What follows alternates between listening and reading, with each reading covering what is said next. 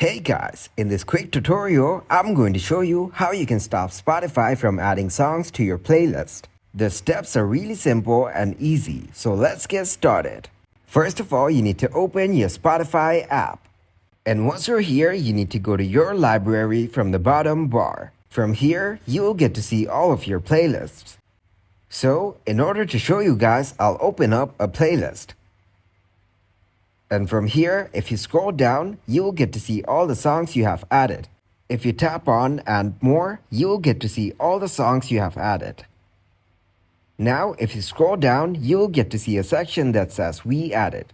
So Spotify has added these songs automatically. As you can see, there are quite a few songs added by Spotify. And it may become annoying at times because you do not like the songs. Note that if you have less than 15 songs in your playlist, Spotify will add songs automatically. So make sure you add 15 songs or more in your playlist in order to avoid this problem. So to show you guys, I'll keep adding some songs until I get to 15 or more songs.